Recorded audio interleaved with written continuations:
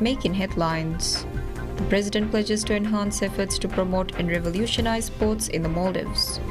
The president visits the Unveiling Vision 2024 exhibition organized by the Maldivian artist community. And the youth minister reveals that efforts are underway by the government to establish an international standard art school in Maldives.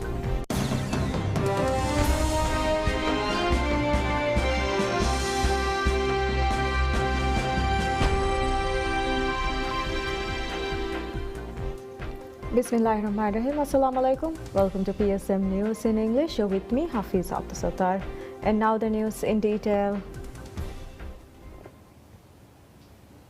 President Dr. Mohammad Muiz pledges to enhance efforts to promote and revolutionize sports in the Maldives. He made the remarks during the flag-bearer awarding ceremony for Team Maldives at the Paris 2024 Olympics held at the President's office.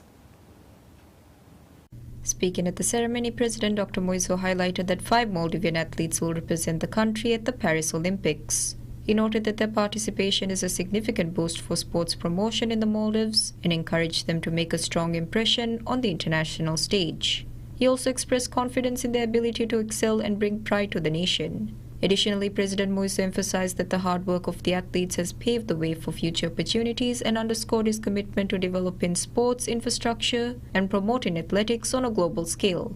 He also announced that next year's budget will prioritize enhancing sports facilities and infrastructure, aiming for growth in the sector. During the ceremony, President Muiz presented the Maldivian flag to Fatima Ali and Ibadullah Adam, who will carry it at the upcoming Olympic Games.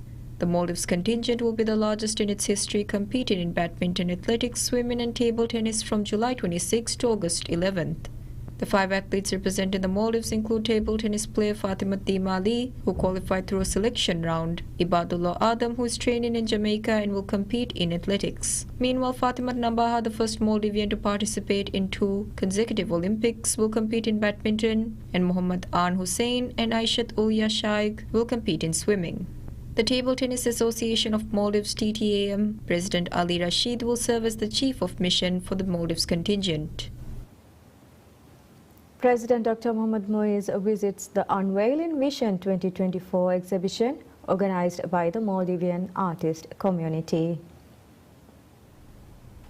The contemporary art exhibition entitled Unveiling Visions is a series of exhibitions to showcase the arts and skills of Maldivian artists in a single platform. It is the 7th edition of the exhibition, which commenced on July 9th.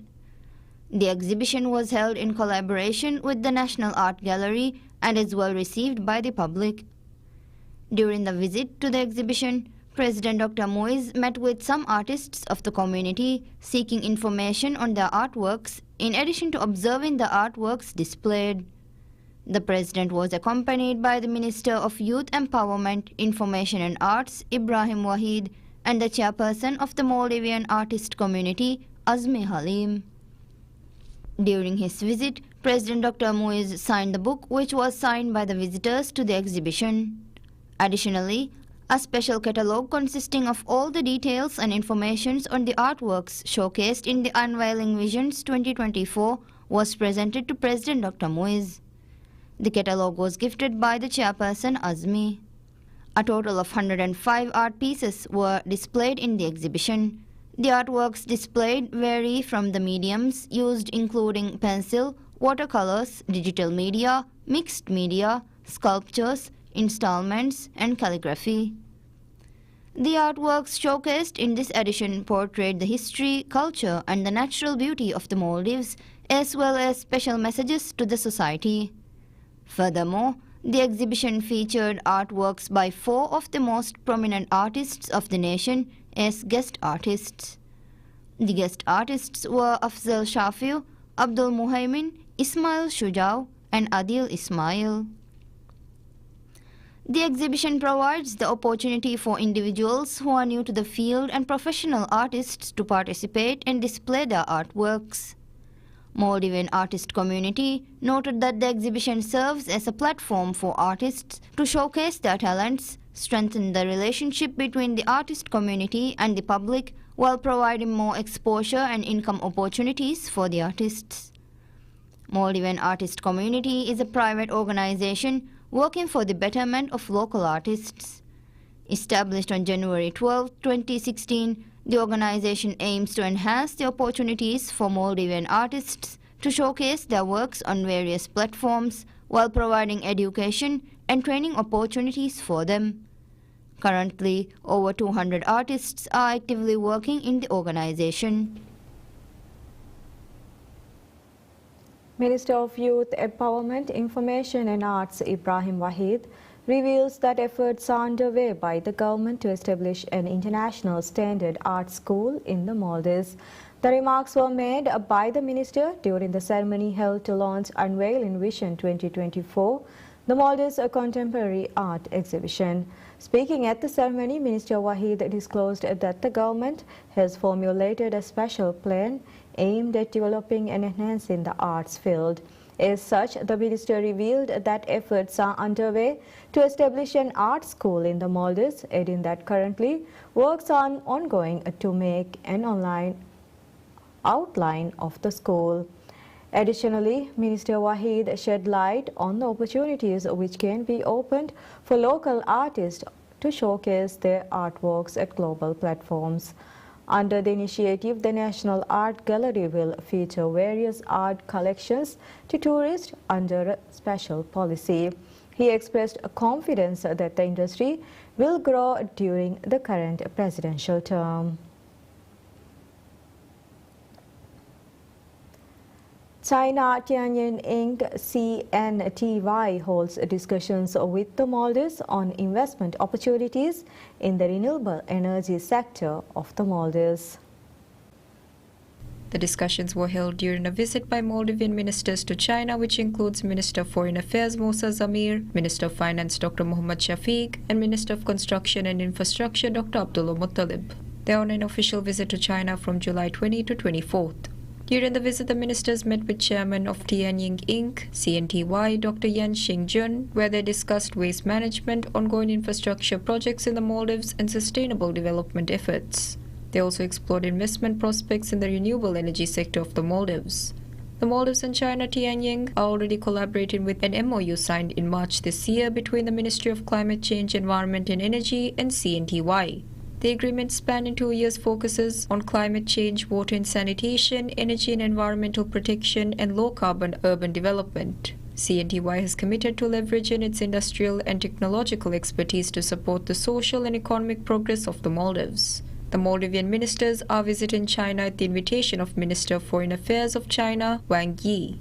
During their visit, they will meet with Wang Yi and other senior Chinese officials as well as representatives from key Chinese companies involved in the Maldivian economy.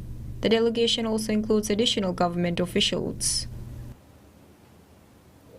The Ministry of Climate Change, Environment and Energy launches a new lightning detection system designed to detect and report lightning instantly.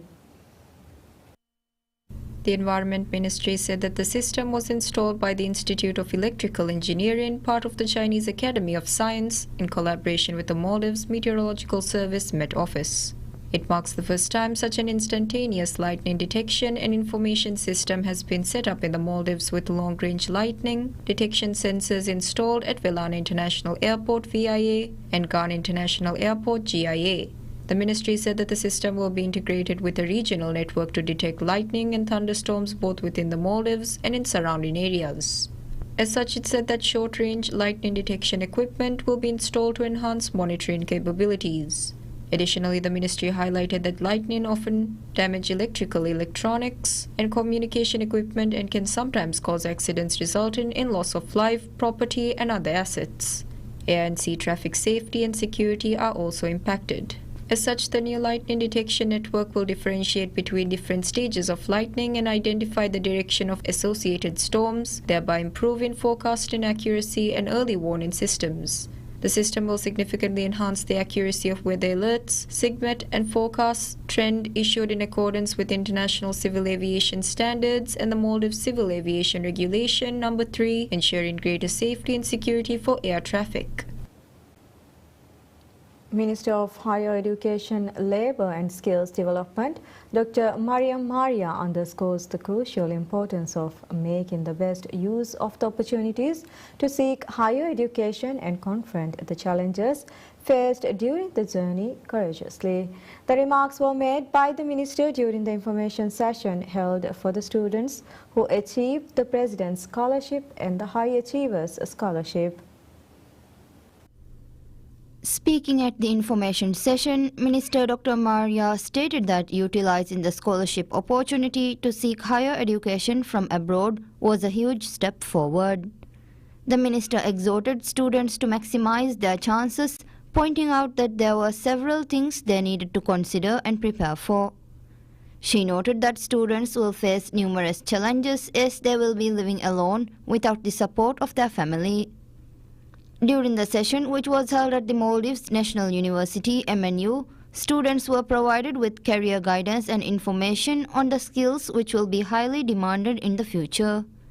These sessions were delivered by two prominent local experts in the field, Dr. Sani Umar and Muhammad Alim.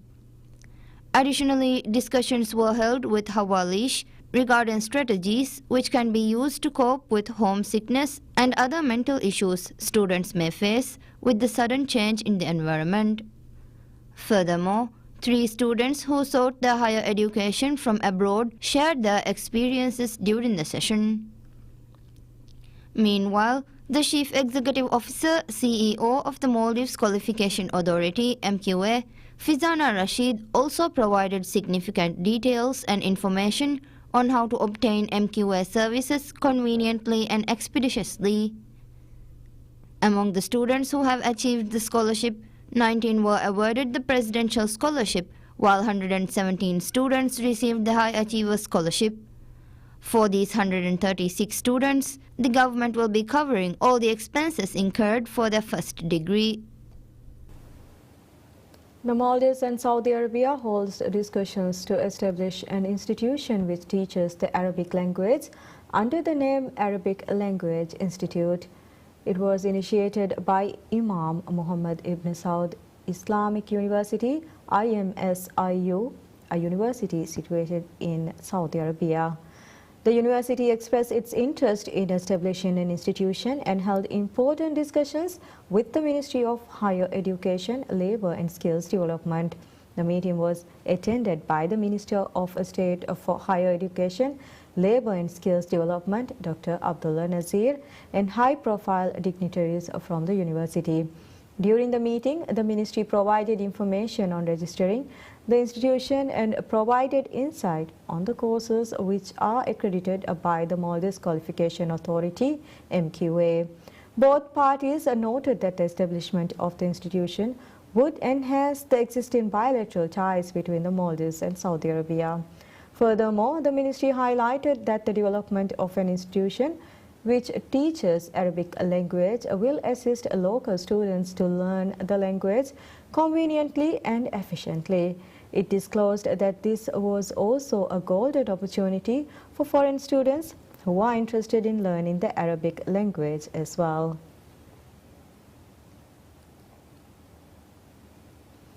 Chief Executive Officer, CEO of the Local Government Authority LGA, Dr. Mariam Zulfa reveals that political parties will engage in discussions to gather their perspective on decentralization.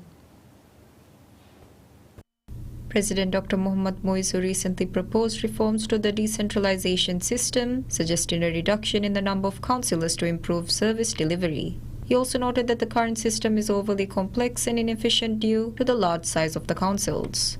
Additionally, President Dr. Moizu recommended electing 3 councillors for populations under 3,000, which comprises a council president, a women's representative, and a youth representative. For populations between 3,000 and 10,000, he recommended appointing 5 councillors. In support of President Dr. Moizu's proposal, Dr. Zulfa stated that the suggested changes to the councils and the Decentralization Act are not unprecedented. She emphasized that the formula recommended by President Moizu represents the most effective approach to decentralization and stressed the importance of incorporating the views of political parties in shaping the system. As such, she said that discussions with all political parties will be conducted. The Ministry of Cities, Local Government and Public Works is currently conducting studies to inform potential adjustments to the decentralization system. Additionally, Dr. Zulfa also highlighted that the Maldives has previously collaborated with the International Republican Institute IRI, affiliated with the United States Agency for International Development USAID, during the initial introduction and strengthening of the decentralization system. She also said that the changes will be reviewed with the Speaker and Deputy Speaker of Parliament as well as a parliamentary committee. Maldives immigration states that the government is working towards a comprehensive solution to address the issue of illegal foreigners in the country. Relevant agencies are conducting special operations as the number of foreigners committing various crimes in the Maldives is on the rise. Authorities searched 153 locations and deported 2,069 foreigners between November 17, 2023 to July 15, 2024. The latest data released by Immigration reveals that many foreigners are involved in prostitution, drug-related activities, gang fights, and black market foreign exchange transactions. Individuals arrested for such activities have been deported. Specifically, from November 2023 to July 15, 2024, authorities deported 8 individuals involved in black market foreign exchange, 65 involved in prostitution, 141 involved in drug and gang-related crimes, 15 wanted in various cases, and 9 with altered visas and documents. Additionally, 1,289 foreigners attempting to enter and work in the country on tourist visas have been intercepted, predominantly from Bangladesh. A total of 341 foreigners from 22 countries were prevented from entering with forged work permits and visas. Immigration has launched an online platform called Immigration Watch to report illegal immigrants and urges the public to report any such cases immediately. The government plans to expand the operation to all the islands by next year and aims to consolidate information on all foreigners in the Maldives into a single database, providing a comprehensive solution to the issue within 3 years. Fenaka Corporation Limited reveals the acquisition and installation of 43 new generators across various islands to enhance the electricity infrastructure in the Maldives. Fenaka identified the need to upgrade generator capacity on many islands where it provides electricity services at the beginning of the year. As a result, numerous generators required overhauling.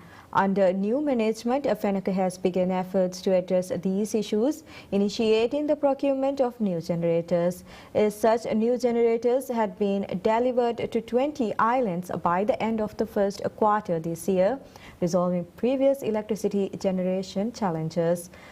Fenaka has not only purchased and installed 43 additional generators, but also carried out necessary overhauls and engineering work across several islands.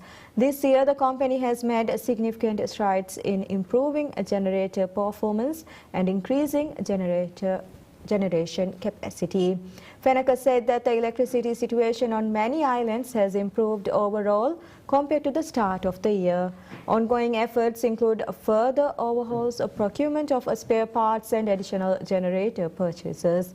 The company is also committed to enhancing these facilities and ensuring a sustainable electricity service.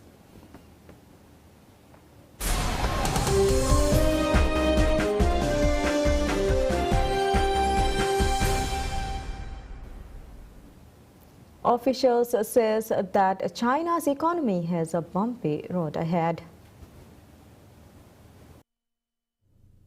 Officials said a list of economic goals from a key Communist Party meeting this week had many complex contradictions.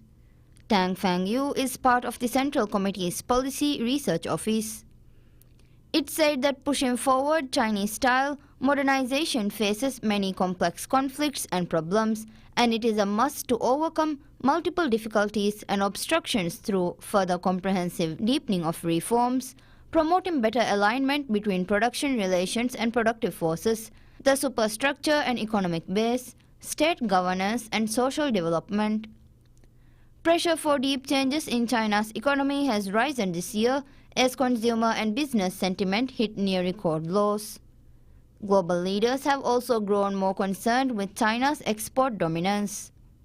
The comments come following a 4-day closed-door meeting led by President Xi Jinping, which takes place once in roughly 5 years.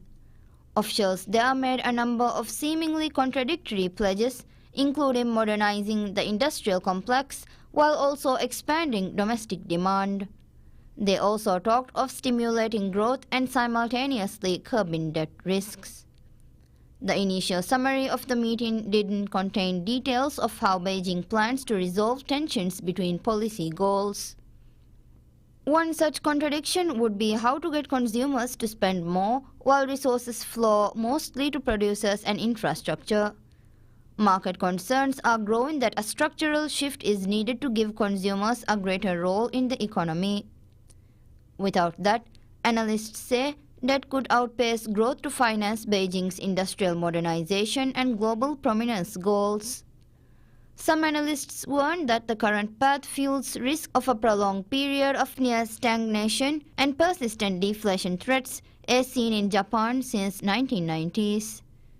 China is expected to publish a document with more detailed policy plans in the coming days.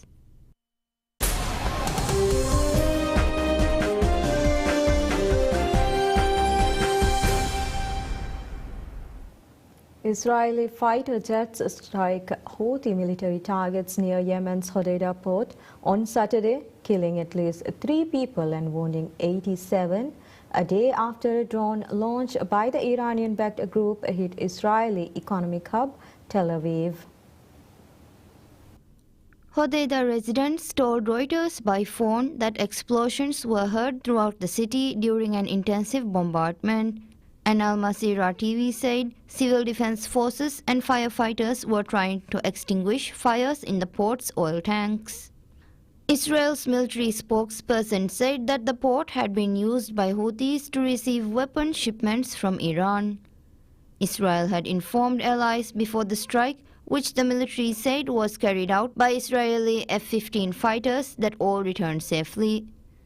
The Houthi Supreme Political Council said there would be an effective response to the strikes. Houthi military spokesperson Yahya Sari said the Houthis will not hesitate to strike vital targets of the Israeli enemy. The strike on Yemen, which Israeli officials said come after more than 200 Houthi attacks on Israel, underlined fears that the Gaza war could spiral into a regional conflict. On Friday, a long-range Iranian-made drone launched from Yemen hit the center of Tel Aviv in an attack claimed by the Houthis, killing 1 man and wounding 4 others. The attack followed an escalation in the daily exchange of fire between Israeli forces and the Iranian-backed Hezbollah militia in southern Lebanon and came as Prime Minister Benjamin Netanyahu prepares to travel to Washington, where he is due to address the U.S. Congress.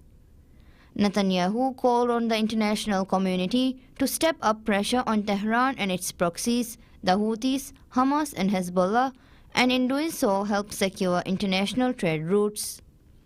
Meanwhile, Iranian state media reported that Iran's foreign ministry spokesperson condemned the Israeli attacks and warned against the risk of escalation of tension and the spread of war in the region as a result of the dangerous adventurism of the Zionists. In a statement, Hezbollah also condemned the attack on Hodeidah, describing it as a foolish step that marks a new and dangerous phase of the extremely important ongoing confrontation. As the Gaza war has gone on, the Houthis have stepped up attacks against Israel and Western targets, saying that they are acting in solidarity with Palestinians. Egypt, which has been trying to help broker a Gaza ceasefire and hostage release deal, said it was following with great concern the Israeli strike.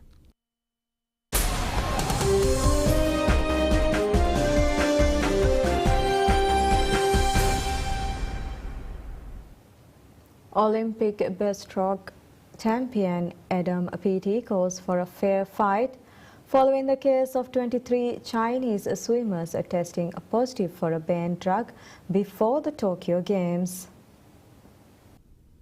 The World Anti-Doping Agency, WADA, confirmed reports in April that 23 Chinese swimmers tested positive for TMZ, trimetazidine, a medication that increases blood flow to the heart before the Tokyo Olympics.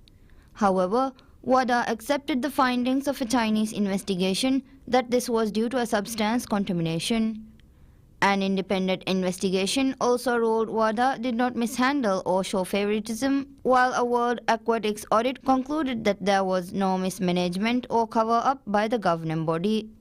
Speaking at a pool at the Team GB training camp in Reims, PT said he was focused on performing at the upcoming Paris Olympic Games and anything else would be a distraction. The 29-year-old is going for a third successive 100 meters breaststroke gold after becoming the first British swimmer to defend an Olympic title at the Tokyo Games in 2021. He also has 2 Olympic relay silvers. In 2023, PT took a break from the sport to focus on his mental health. He had previously fractured a bone in his foot and has previously spoken about periods of depression and problems with alcohol. His teammates echoed his sentiment with fellow Team GB swimmer Tom Dean, saying the doping case brings a dark cloud over the Games. China's anti-doping agency said the swimmers tested positive for an extremely low concentration of TMZ after inadvertently being exposed to the substance through contamination. The Olympics get underway on July 26th, with the swimming event starting a day later. And that's all we have for this hour. Thank you for watching. Wish you all a very pleasant day ahead.